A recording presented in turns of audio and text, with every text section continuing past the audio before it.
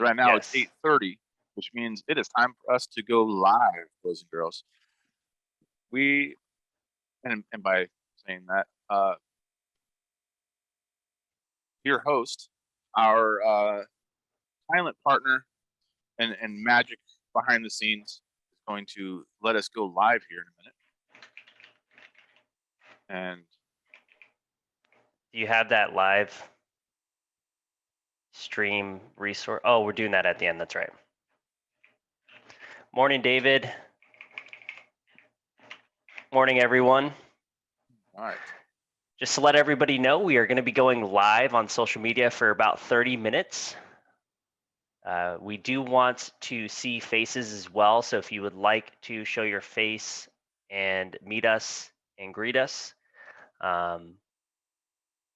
we will be doing that as well. And after the 30-minute marker, we will no longer be live streaming, and hopefully everyone from the live stream can hop right in as well. Good morning, everyone.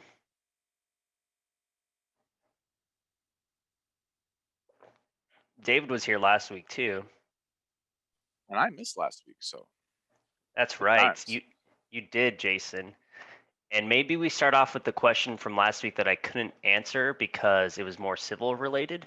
Uh-oh. Okay, fire away. And that was the question of 3D PDFs. And you can just give a quick overview because I know you're doing a, is it a webinar on it? But it's for 3D PDFs for civil. Oh, yes. So with Bluebeam CAD or Extreme, you have the ability to create 3D PDFs pretty easily through Revit. But we don't get that function in Civil 3D or any other civil-based program. So there will be a tech talk, I believe a tech talk coming out in the next couple of months where I'm going to walk through taking our Civil 3D model that's been brought into InfraWorks, and then we're going to take that from InfraWorks into Navisworks, and Navisworks is going to give us that functionality to create that 3D PDF. So then I could have my civil site plan and all my infrastructure around it in a 3D PDF inside of Revit. So we will go through that. And once that comes out, we'll send links and stuff. But I'm looking at another question saying that the camera doesn't appear to be able to turn on from the Zoom setting. So that could be on our side. Allowed to talk now, David. You should be having the setting now. So if you want to raise your hand, if you want to be able to present yourself. David, you can now try to. Can you hear me now? We can hear you, but we can't see you. Yeah, it didn't seem like there was an option to share your video available that I can see. Is there the option now? I do not see it, no. Ask to unmute. Oh, I remuted you. Oh, muted you again because you unmuted yourself. Technical difficulties on the video side. We will never claim to be Zoom professionals. Oh, then added David as a panelist. That's weird. Maybe that's what we needed to do. There we go. There's David. Good morning. Nice to meet you, David. Nice to be met. Yes, officially. Raise my cup. There we go. Cheers and some coffee. Now, one thing that I wanted to talk about before we open this up, welcome to our morning coffee review if you haven't been to one of these before. This is a very open session. If you have any questions, just fire away and we'll go through whatever you have. So use the Q&A function inside of Zoom and we'll go through some questions. And to start, I want to start talking about something that Michael and I were discussing earlier this week. And it sort of builds off what we were just talking about, and that's 3D PDFs. Why would I want to use one? What are they? What can they do? What can't they do? And things like that. And this is where I'll flip it back to you, Michael, with you being a Revit user. What are some of the big benefits of using a 3D PDF in lieu of sending somebody your Revit model? So in terms from our end, the great aspect of having a 3D PDF would be able to send a conceptual model, essentially, versus sending it out as a .rvt, right, where people can grab content, any families that you have in there, any drafting views that you use, any notes, any of that information. Maybe you just want to provide them with a model. You can use this same kind of standard just with a 3D PDF, right? You don't have to worry about removing any of your proprietary content that you've spent a lot of time with, because we all have had that one instance where you go through and you notice on someone else's set, there's my door, or there's my cabinet, or there's my custom drafting view that had the specific detail that I've used over and over again. So 3D PDF is a great way to send them a conceptual kind of model and portable document format, right? Allowing them to basically do the same thing as a Revit model, essentially. But what about from your end, Jason? I like using them because I don't like getting into Revit. I always feel like I'm going to break something. So I love how connected that Revit is, and but it's very foreign to me. I can get around. I could be dangerous in there, and that's what I'm always worried about. I don't want to break somebody's sheet views or any of those other things. So I like the 3D PDF so I can get around here. I can cut sections. I can do what I need to do, view it, as well as I can make comments. But that's where my question to you comes in. Can I measure these walls in a section view? Can you measure in a 3D PDF? You can. I can measure in a 3D PDF, huh? What he says. Let's see. Can I measure? You can also mark up too. But the question is, from measuring, I'm wondering if you can apply the scale to it, right? So that would be the question. So it would have to be more of a section, right? And you would have to know what the scale was of that particular item. So I don't know what the scale was set for that one. Do you? Let's just call it a scale. See what happens.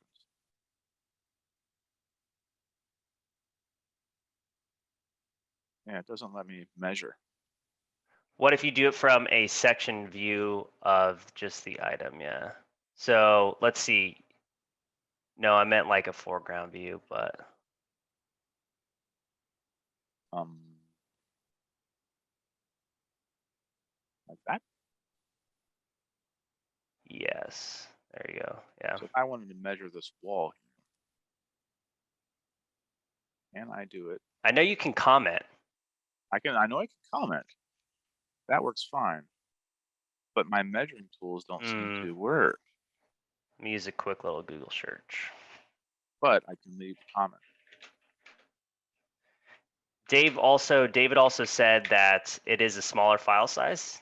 That is true also. And be aware that you can use studio projects if you do have a Revit model to share it with, outside consultants quickly with a link. So file size isn't as impactful either in that manner. So versus trying to email something, you can just simply upload it to a studio project and just share it.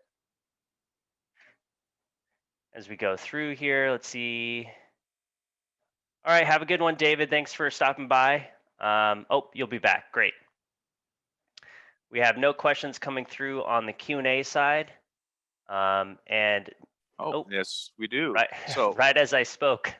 If we have a tool or a profile, and I would like everyone to have access, and I can make modifications and it will automatically update if I change to a tool. How can this be done on a network? That is a very good question. So what we're talking about here is using our tool sets and having a custom configuration for a certain company or workflow. And how do you customize that? And how do you do that on the network? So part of that is a two-part sort of question. Do you just want to do your tool sets, or do you want to do your whole profile? Because the profile aspect is easier. Is that correct? Is that safe to assume, I should say? And Chris, I can unmute you if you'd like. There you go. So he's talking about doing the whole profile, okay?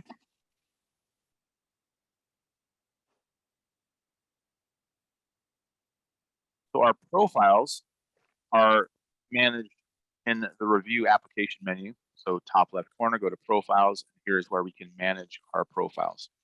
And those profiles, when we go to manage, we have that location.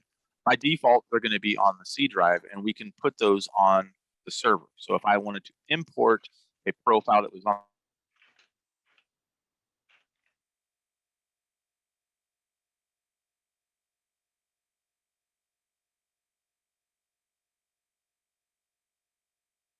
the server, not that we have a server here at ATG, and that caveat being, correct me if I'm wrong on this, Michael, this means everybody has access to modify that profile. Is that true? So if you're storing it, sorry, my Zoom cut out. Yes, if you're storing it on the server, everyone will have access to modifying it if they hit save, correct? So if you made changes to the profile and that person or somebody else made changes and they went up to review and hit save, it would overwrite it. So you could file lock it in Windows. So you take your profile, which is your BPX file, and then you just do a right click, make it read only. That would still let people go in and access the tool sets from it, but not, save it or change any of the properties.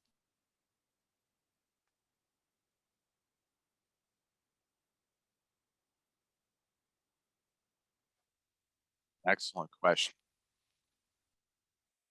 Anything else? Let's see if I go to the Q&A. So we've answered that one live. Answer that live. Yep. You just So yeah, if you have any questions, type them into the Q&A box inside of Zoom, and we'll make sure that we get them all going.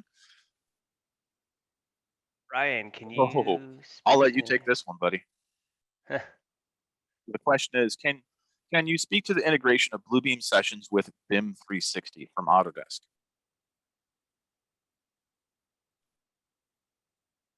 We don't have an answer for that at this time.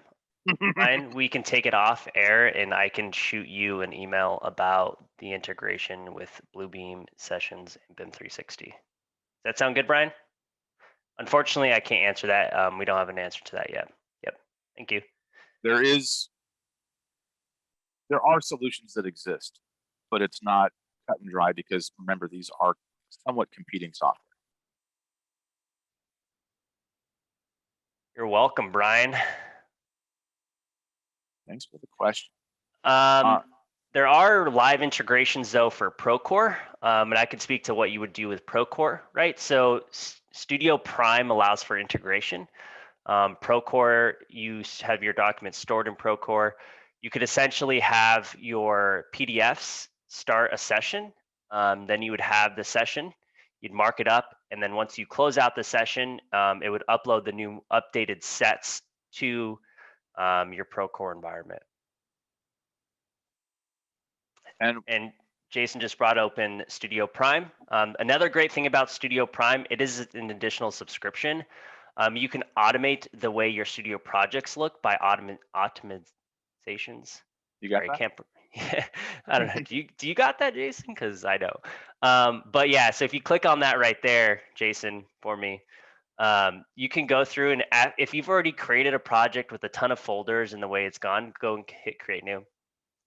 You can select that project that has that information. So you can go to file share or something, because I know that one's, yeah. So that would be then the folders, and you have the folder path. You can go through and include the subfolders that you've already created. And then next time you go and create one, you can automatically have that folder file structure. That's another thing that you could do. The other thing about Studio Prime is you can get analytics behind what's happening in your studio projects and your sessions. So if you don't have any of this, I believe you need a folder name too. Yeah. Okay. Folder. Sure. Yep. Now I can save it, and now I'll have this automation available to me on my, or I can even enable certain types of workflow depending on what type of file I'm uploading. But I got all sorts of cool stuff here, and then now we'll see this file share structure. There we go. Yep. But the analytics is what you're talking about, is right here. Yeah, the analytics. You can get insights on specific users or sessions and projects going through. You can go to morning copy review. You can even transfer ownership here. So let's say I didn't want to be the owner anymore. We could transfer it to Jason Hartley just by going and transferring ownership. Not trying to be tricky. I think it is enabled. Yes, it. We'll talk, Brian. We'll talk off air about BIM 360 and studio sessions.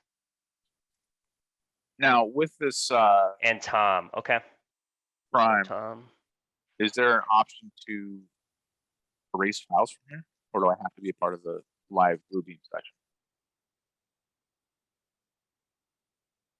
Erase files from here. I don't. Or download the files. I can only see them. I can't do anything with them. That's correct. I don't think so. Yeah. I don't know the answer to that. I know you can delete the session, right? Yes. Where is the data stored for Prime? That's a good question. Thanks for that, Tom. This is all stored up on their little magic cloud. Yeah. How's that for a technical answer? Yeah. I know for studio sessions and projects, it's an AWS server, I believe. I don't know about Studio Prime though. I would imagine it would fall under that same AWS server. Yeah. I would be interested in the Bluebeam integration as well. We might as well just talk about it. We do have a few more minutes of being live, or we can save that for when we're not live. Because there isn't really a cut and dry answer to it. Yeah. We'll give you that warning so far. We don't have all the information, and also we don't have what. That's something I don't think we can answer right now, Jason. Okay.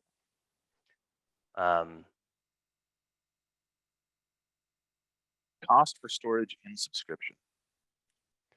Oh, some good questions going in here. So what is the cost for storage in subscription? Now, are you talking about Bluebeam Studio projects and sessions? Because that is included with the software. There isn't any sort of, there's not a file limit with Studio projects. There is a limit with sessions, but it's ridiculously high, and you probably won't ever hit it. Probably, being in air quotes.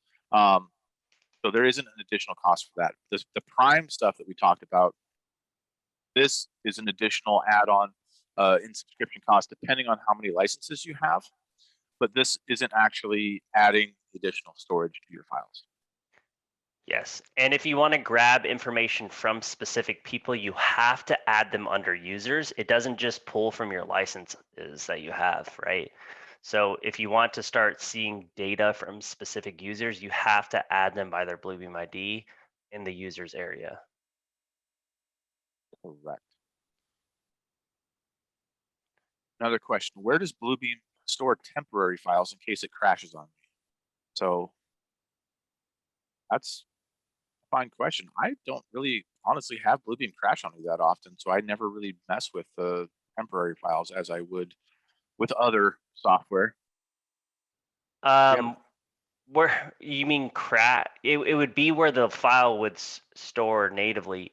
And usually if it does crash or close when you're open something and you reopen it, it'll actually ask you to revisit that PDF before.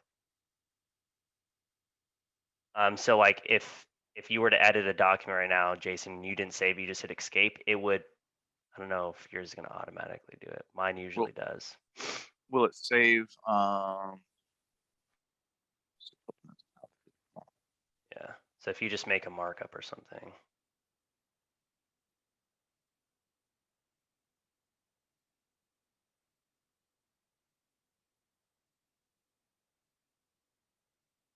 And then so if I just close this. No, close everything. Close review as a whole.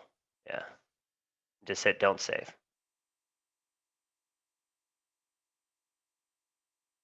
It should prompt you, because I just did this earlier too for me. From Adam on YouTube, any mobile options for Bluebeam? I used to use Bluebeam Batch in a formal life. Mobile options for like an iPad. Did yours not prompt, Jason? It did not do anything. Mm, So it didn't ask me to open up anything from my last session. Maybe if okay. I would have done a 3-finger salute and closed Bluebeam through the task manager instead of actually closing this, it would prompt me to say, "Hey, would you like to open up your files from your last session?" Let me look. Yeah, we'll look into that one. So going to Adam's question on YouTube, the mobile options, that can be answered a couple different ways. There is a Bluebeam function or a Bluebeam version that you can download for an iPad. And if you have an iPad, it's like $10 on the Apple Store, and it works pretty good. It still gives you access to your Bluebeam Studio. A lot of folks are using that for punch listing and more field type work.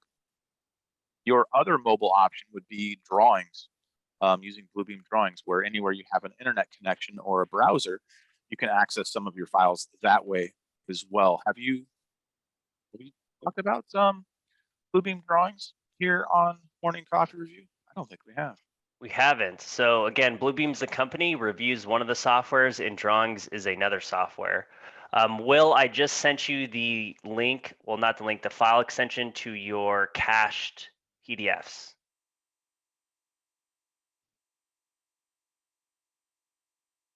So inside of drawings.bluebeam.com, this is part of maintenance. So one of your options for licensing Bluebeam Review is to add maintenance to your software. So you can have maintenance, and the cost varies depending on if you're in standard, CAD, or extreme.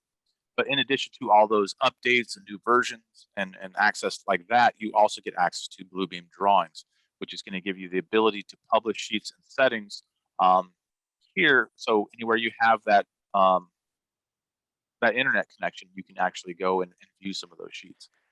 And Drawings, I've used it on my phone and my iPad. It is extremely quick when looking at PDFs. All of your links work, and you can check version history. So you can have multiple versions of new ones that have been uploaded for your items. And you're right, Chris, it isn't for marking up. Just like on my iPad, I would be marking up from my iPad using the actual app, right? So in a session, I could collaborate with someone out in the field on my iPad. And I can show you that right now in a second when Jason's done showing drawings on how it would look from that point of view. Yeah, I can stop my share if you're ready to share yours. Okay. Ready? So, yep, Go. I'm ready. There you go. Maybe I wasn't as ready as I thought. I'll get there we caught go. up in my coffee. Okay, so I'm gonna open up my iPad here. I have my iPad right here. We have Joe Demo, who is out in the field working tirelessly. You know, he's had a great day going on. I messaged him yesterday and said, "Hey, Joe, how are you doing?" He said, "Leave me alone." Joe's online now. Again, Joe's my iPad right here. Let's see what Joe's going to be doing. Let me exit out of this one. Let me open up a plan set. And again, in a session, you can see what plan set they're working on. So you can see, hey, there's Joe. He's right here. Let me follow the attendee. So as I'm scrolling in and out on my iPad here, I'm going to be following Joe as he's out in the field, right? This is if he has internet connection. Hopefully out in the field, they have great internet connection. If they don't, it's still going to bucket their markups in pending. But then Joe's going to go through and find an area that doesn't have a markup in here. He's going to, he's going to, I obviously do a lot of demos, but I'm going to go to here and we're going to say cheese, right, Jason? So 1, 2, 3, cheese. He's going to take a photo right from his iPad with terrible photo quality on this iPad. Hopefully you have an iPad Pro, but here we go. And let me use it. And just like that, he's out in the field, took a photo, already saved it to the markup for any field issues that were happening there as well. So again, this is just live from my iPad. We can chat too. How are you doing today, Joe? Right? And then Joe's over here as well. He's going to go on his iPad. He's going to be able to chat. Okay, that's it. Not very talkative today, Joe, huh? Joe's having a rough one out in the field. I think he forgot his coffee. That's probably the problem. Sure.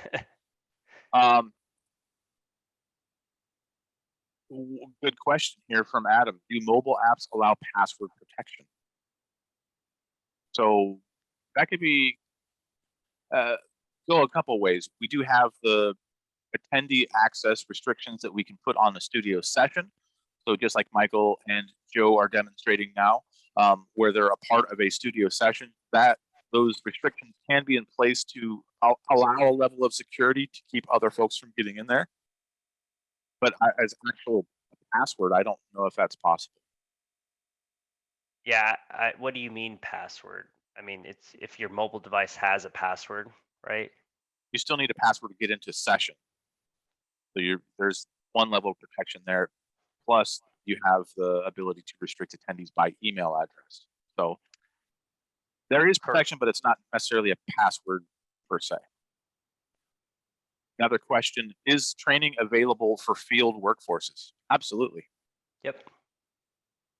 At the end of our session here today, we're going to be putting up some slides that will give you some email addresses and some contact information if you'd like to know more about ACG's training offerings. Yep, and that would be on most field people I see are using either an iPad or Surface Pro. The user interface is different for the iPad. Surface Pro is operating on Windows, of course, versus iOS, which is iPad. So it's kind of pick your poison. Jason, are you an Apple user? I am a former Apple user. I am happy to say that I have purged all Apple from my life, but I have a Surface Pro that I use. I actually just kind of retired it to demo purposes. I don't like it as a daily couch laptop anymore, but I have a Surface Pro. It runs Bluebeam really, really well, just because it's a Windows-based thing. Okay.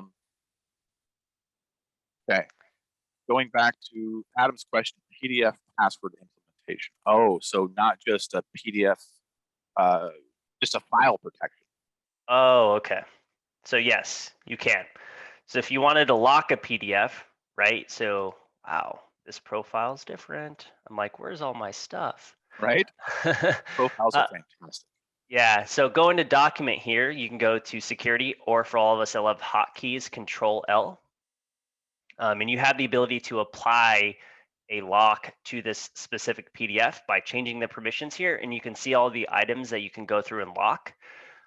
Once you go to here, you can have a preset one, meaning you save settings from prior. So does it require password to open the document? If so, okay, what's the password? Does it require password to print, copy, and edit the documents? So that's if something does change here. Do we have the ability to change it? And if we do, who is the only one that knows it, right? Would be the person with the password. And that's the ability that you're allowed to go through and do here, allowing printing, high resolution or low resolution, allow changes, what changes can they make if they go through and make any changes, allowing copying text and graphics. And when you open up a locked document, you'll see a lock next to it, meaning you can't make any changes to it unless, of course, you know the password. And all of your markups that are locked specific to whatever is in here setting-wise will be grayed out in that PDF.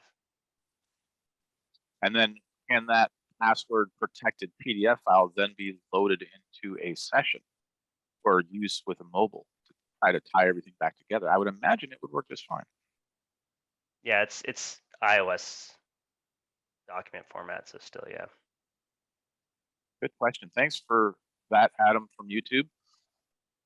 Yeah, thanks, Adam. Maybe you can also, after, because I know they're gonna cut off streaming here in a second, in a couple of minutes, and we'll let you know when. But feel free to hop in from live session and come and join us over here in the Zoom chat as well. Yep. And I believe right at the top of the hour is when we're going to cut off the live stream. So might as well just get ready for that. Oh, now. Yes, I am the one controlling the screen. I apologize. Do you have the thing open already? I guess I'll just do it.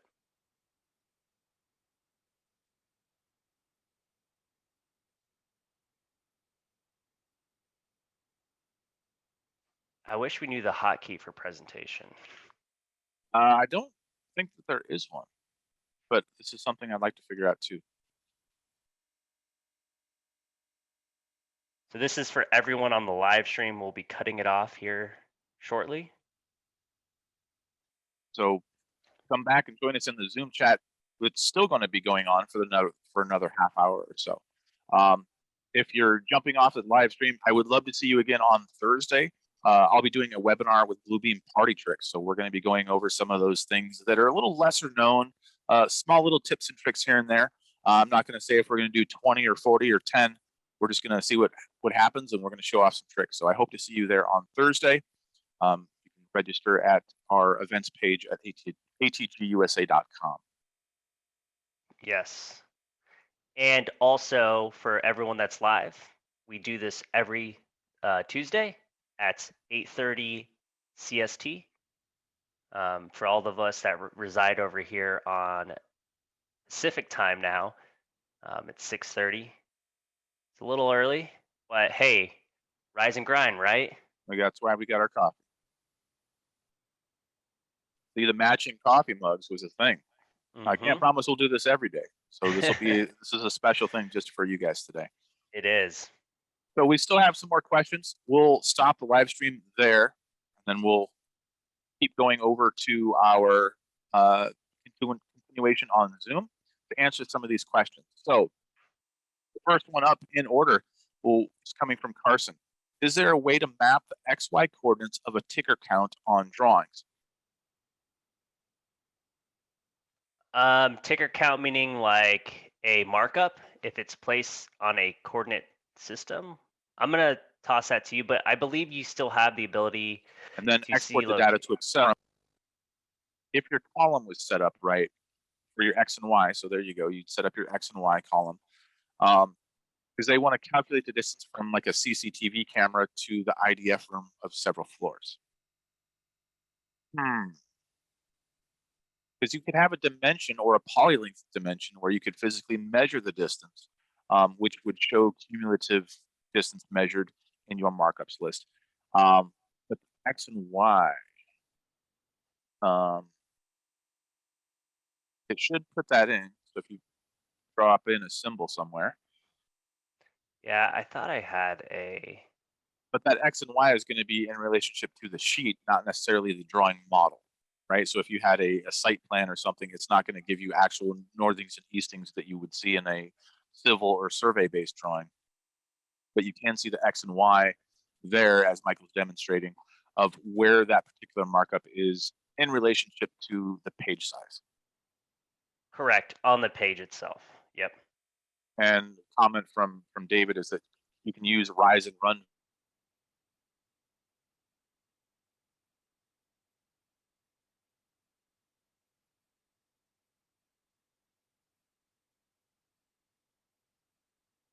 values. So that would be an option because you need that Z value as well. Am I freezing or is it you, Jason? I think it's you. Okay, I'll toss this over to you here. Let me stop share. I'll let you share. All right, we'll save some bandwidth there. Yes. There we go. So I'll go back to my Bluebeam review here, and we'll open up one of these other files. All right, so we've got a couple other questions that we want to answer. This is, let's see, we answered that one. If you add a new sheet version, does the markup move to the current page? So I'm guessing we're talking about a studio session where if I were to upload something, a new file or new version, will those files upgrade or migrate to that other version? And that's a good question because it shouldn't, but doesn't mean that we can't migrate those markups manually.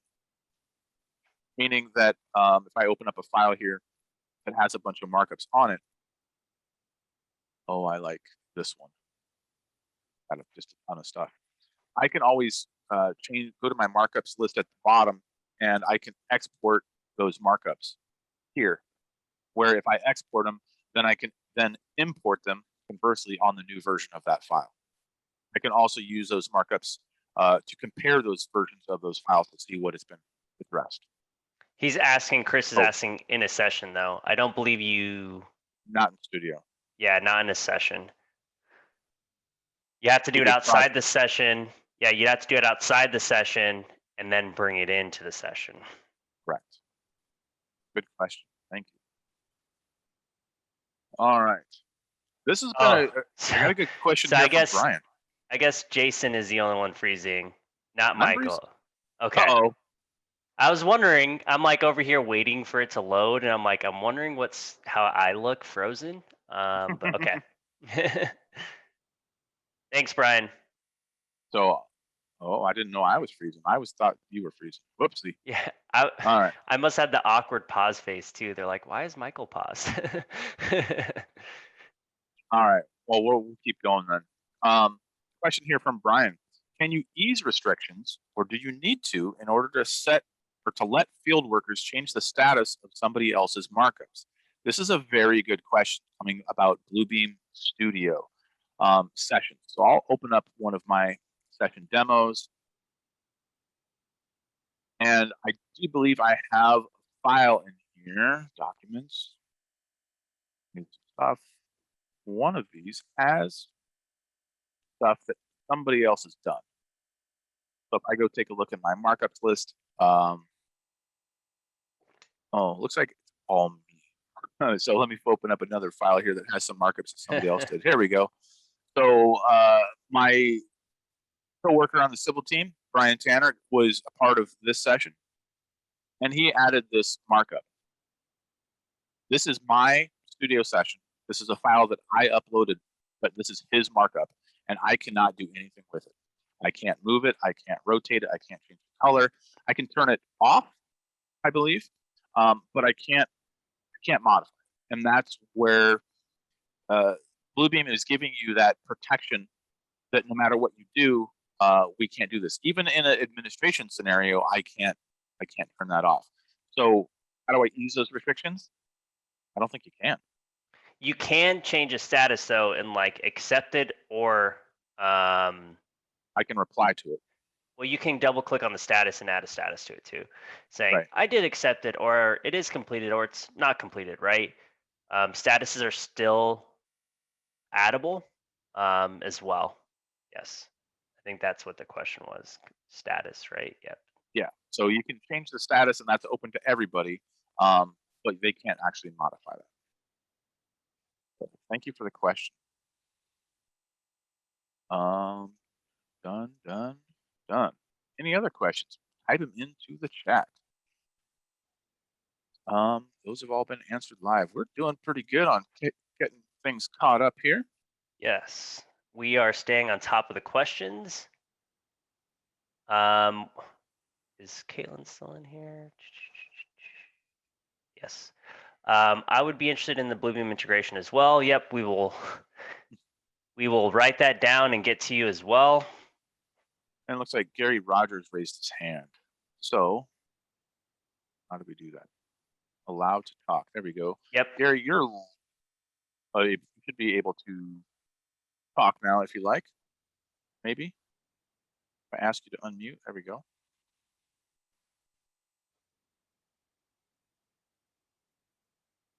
Oh.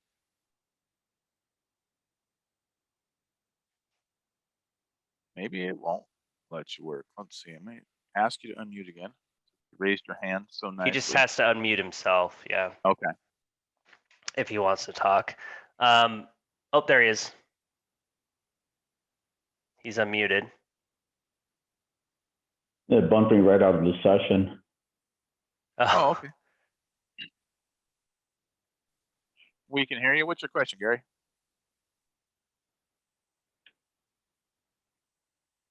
Can you hear me? Yep. Yes. I don't think he can hear us. Oh, interesting.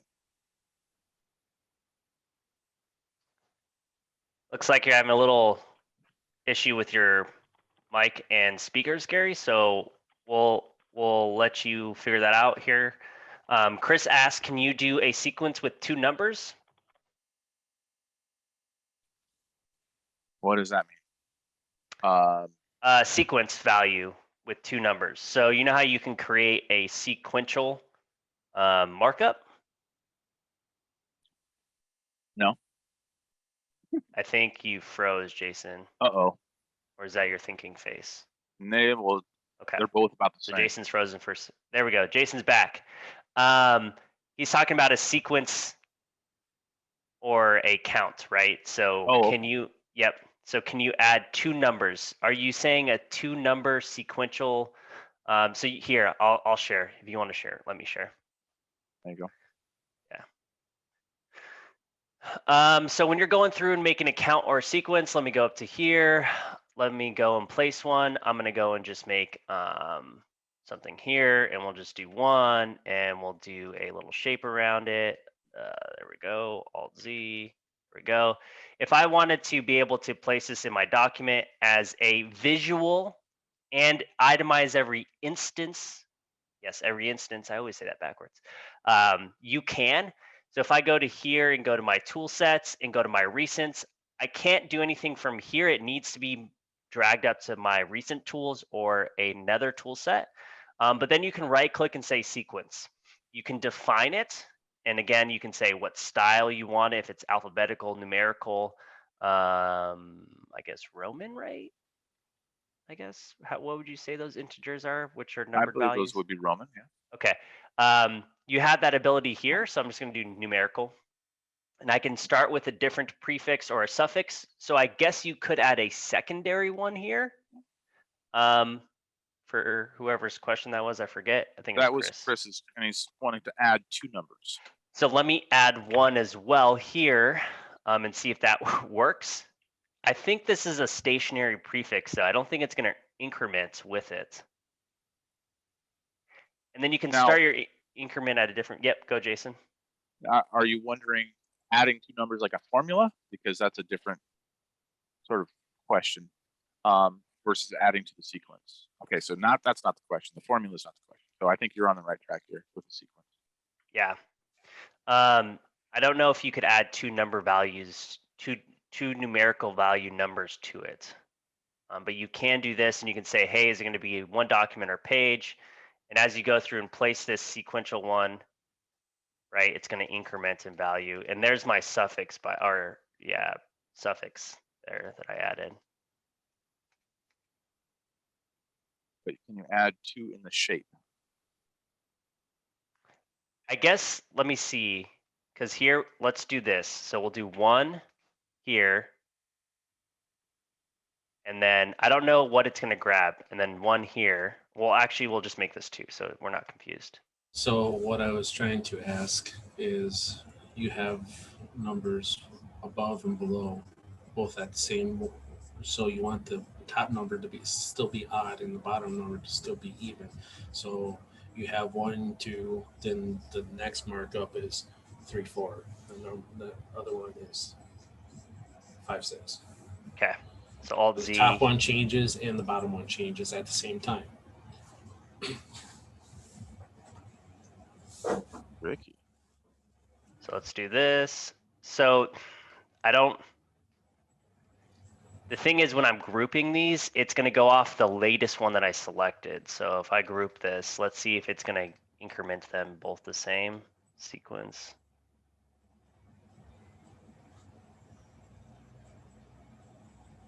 They're both Oh, so it's only grabbing the 1 value. the 1 value, yep. It's not incrementing both. Yeah, and I came up with the same thing. So I was just wondering if there was another trick. Could you try, if you have one that increments, say your top one increments, and then have a bottom one that increments, and then join the 2 of them together? So set them up to increment first, then Oh, bring them together and try that. so Good try to question. make this, right? So we'll do 1 as a sequential value, right? And then we'll group them together. Correct. Yep. Let me copy that. And then, Group I need- those. yeah, let's add this to here and add this one to here. Sequence. Hit OK. Create a sequence here. Define. Hit OK.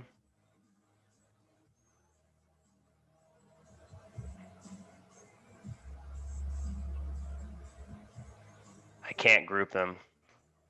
Oh, Probably can't group them because they have that sequencing in them. Yep. Grouping's Good. grayed out. good question. And good idea. Was that David? But unfortunately, you can't.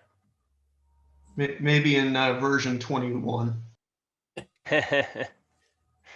Maybe. Thank you for checking. Yeah, you're welcome, Chris. That's what we're here to do. Collaborate and see if we can all formulate an idea. Yeah, absolutely. So speaking of collaboration, there's another question that came up related to our comments in the studio session.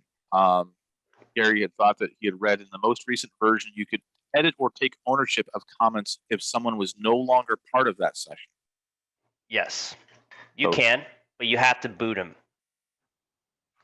Yes. So when you get ready to kick somebody from a session, so you're going to go to here and you get ready to, I can't see him in here because he wasn't added by the group or any of his names. A sub new window will populate.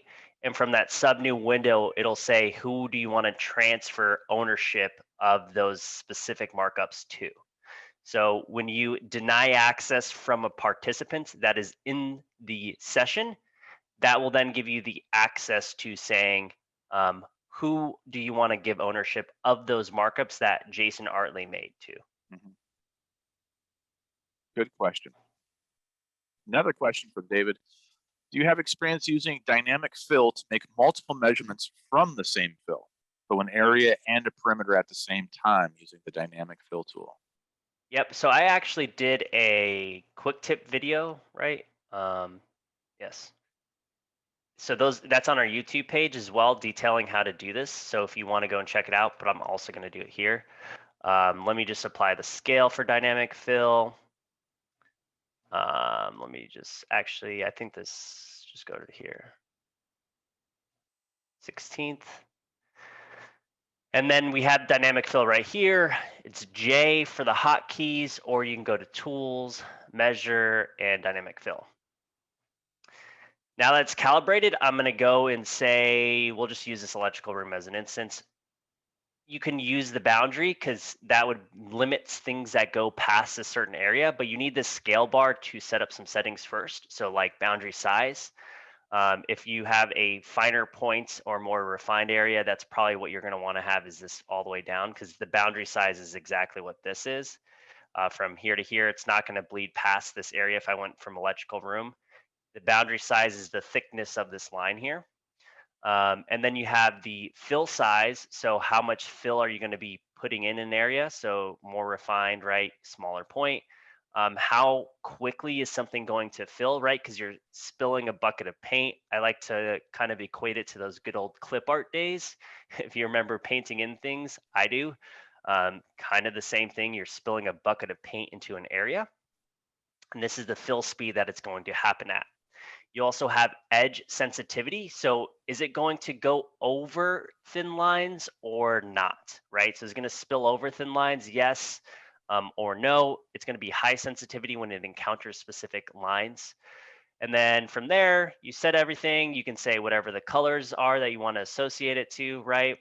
And then from here, you get to go and pour your bucket of paint. So I can exit out of my settings here. Boom.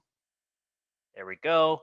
And then from here, you have the ability to make a space from the newly created dynamic fill. So I can say, okay, we're going to name this what it is. I also have the ability to then go through and say, great, click. I can go and make my polygon markup or an area measurement. And you can select from a markup that you've already created in your tool set. So I can say this flooring area, great. I also have the ability to go through and do a poly length measurement or a perimeter measurement or a volume measurement. I'm just going to do these two and hit apply. And it's already going to put that here. There's my area. And I can go over to my spaces here and I see my new space as well.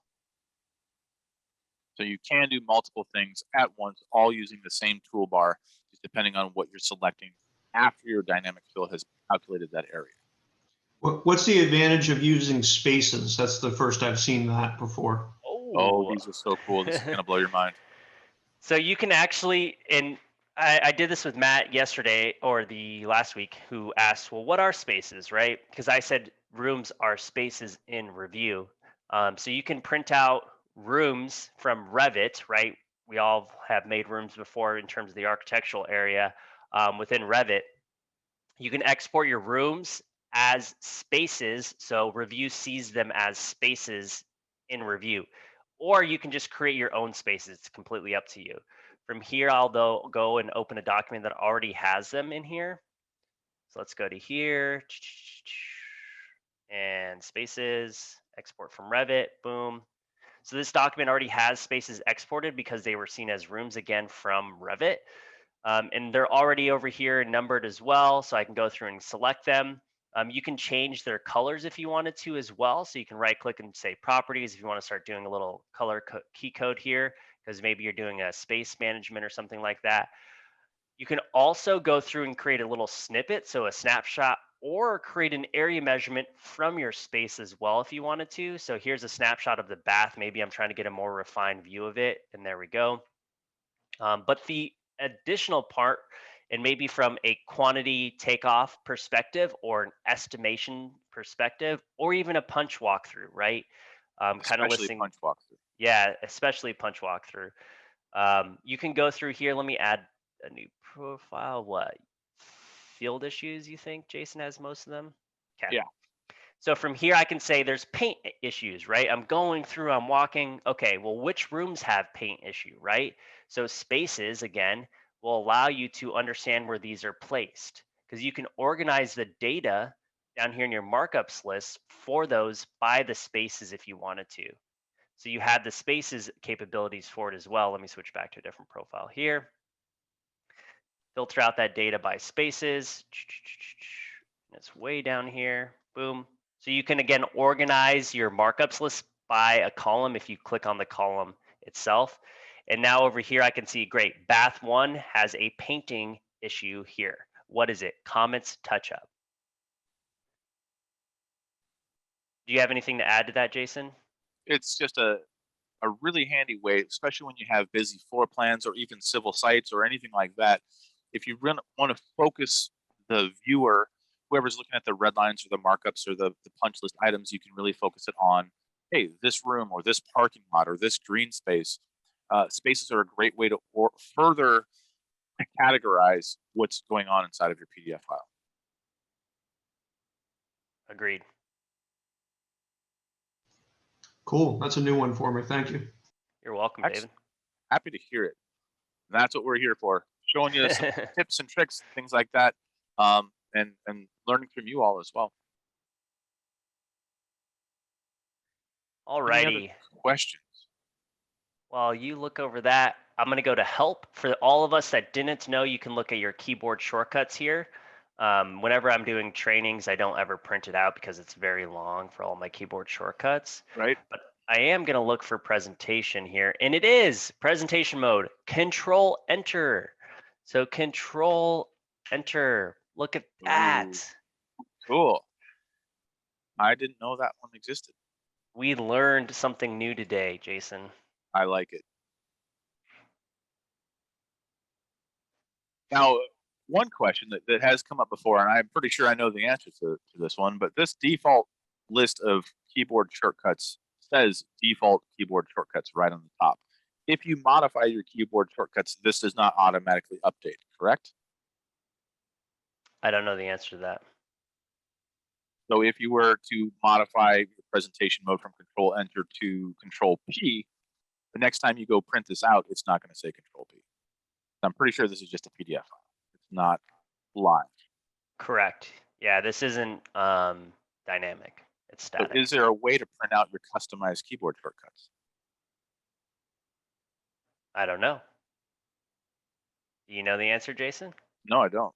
No. I'm guessing. Can you customize your own keyboard shortcuts? Absolutely. You can here, but can you? Oh, there's you an export. Oh, as a text list. There we go. There we go. Interesting. So it wouldn't quite be the same, but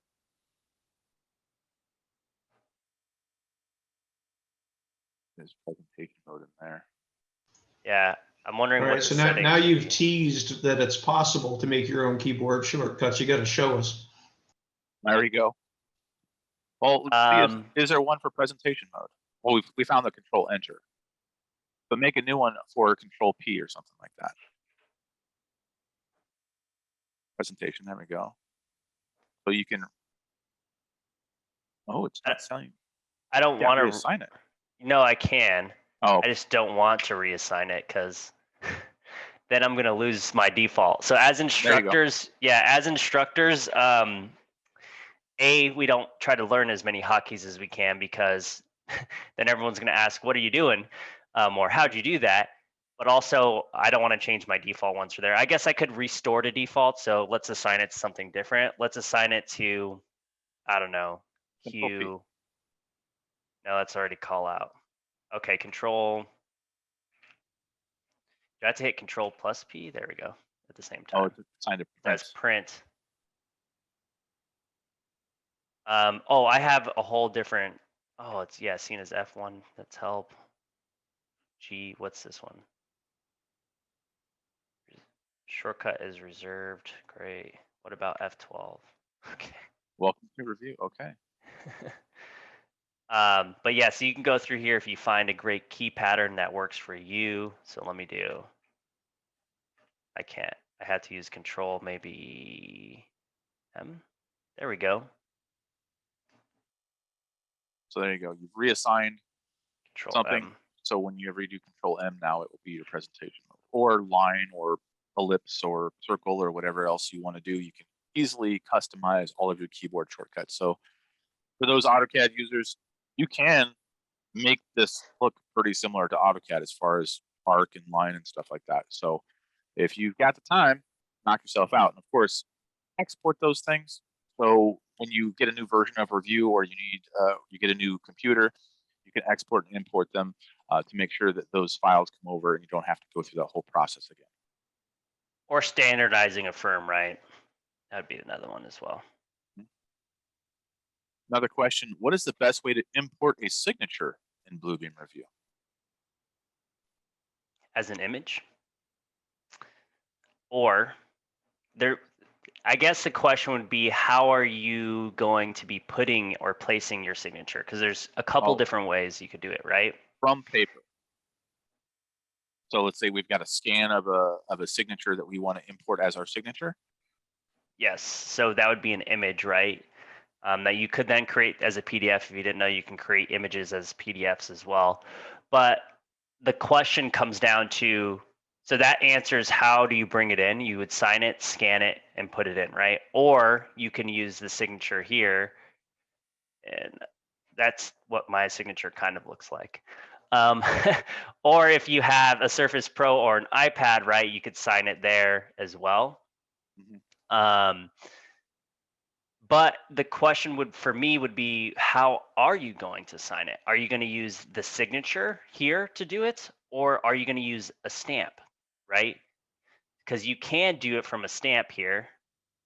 There's my signature. I know, it looks great, right, Jason? But that stamp is just a graphic representation. It has zero protection or password protection or certification to the document itself, correct? That's just a picture. Correct. You could flatten it, but anyone can go around and do a snippet, right? So Jason's alluding to, well, what about protection and encoding of my signature? That would be done by the signature sign document here. So when you go to here and sign something, right? Here's your password protected area. And this is where you could upload whatever picture or signature you've added. Yeah, when you go into that appearance, you can really change a whole bunch of things. So if you want a certain image or certain, spelling, there you go. See Michael's signature there. If you edit that, then you could go tell it to use an image file, and then you could navigate to something that you wanted.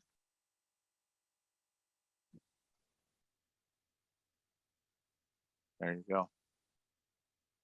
So there's some good functionality there. And then once you save that, of course, every time you sign, you're going to have, in this case, a teamwork makes the dream work image as a signature. So David's comment was he has a signature that somebody set up for him that has a clear background that works very well. And then they flatten the document after you apply it. Is flattening necessary after you sign something? If you don't Because want there- it to move, I guess it's completely up to you. You can flatten it. There is a setting here though. If you hit cancel on your, or if save it if you like, your document certification versus digital signature. So if you go back to your signature by clicking on there, there's an option there to document certified that will allow you to no changes allowed. So it's essentially flattening the document, not letting anybody else change it. If you wanted to. Hmm. That will, when you sign it though, it will force you to save a new copy of this PDF file. Right. We are at the end of the hour, Jason. Holy cow, time flies when you're having fun. Let me go to here. We want to thank everyone for coming out today. We'll take a couple extra questions. We do have a couple extra minutes to stay on with everybody. We will continue onward next week. Do we have any idea of what we may talk about next week, Jason? We might dive into more spaces. I'm just picking something. Okay. You want to pull up that other slide? There we go. What was it? Control what? Presentation mode? M. Control M was the one that you customized. I redid my default. Oh, Control and Enter. Control Enter. There we go.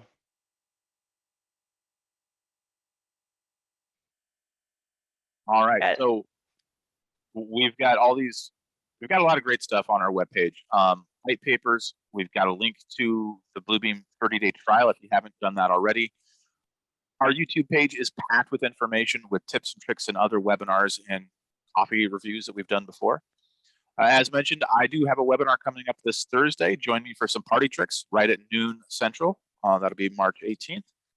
And then if you have any questions, I know some questions came up about how do we get ATG to train us on some of these things. You can type in white, or you can send an email to yatg@atgusa.com. And if you have technical support, try our certified technical specialists. We've got the best support of anyone in the business. Actively, anybody who touches a computer, we're the best support. I'm going to throw it out there. Give us a try. Support at atgusa.com. Thank you all for joining us again today. As we go through here, no worries, Brian. We will definitely email you, and there's a couple other people that wanted to know a little bit more, and we will respond to you accordingly about those questions as well. Thanks again, everyone, for joining us today. We will be here next week. Maybe we'll talk about exporting images that have been placed on a PDF versus just attaching them in a summary report. How can we export full resolution images from our PDFs? And we'll talk about that probably starting next week as well. Thanks again, everyone, for joining us today. And make sure you join Jason on Thursday for his webinar on Bluebeam party tricks. Look forward to seeing you there. And we'll see you next Tuesday. Yes, next Tuesday. 15 minutes early again, right, Jason? Absolutely. Yes. Maybe matching coffee mugs. Tune in to find out. I'll probably have some plants on the back of my shelves. As you guys see also, it's starting to build out. I've got shelves in there now where it wasn't shelves. All right. We'll wrap up there. Alrighty. Thanks so much for joining us. We'll see you next week. Yep, thank you.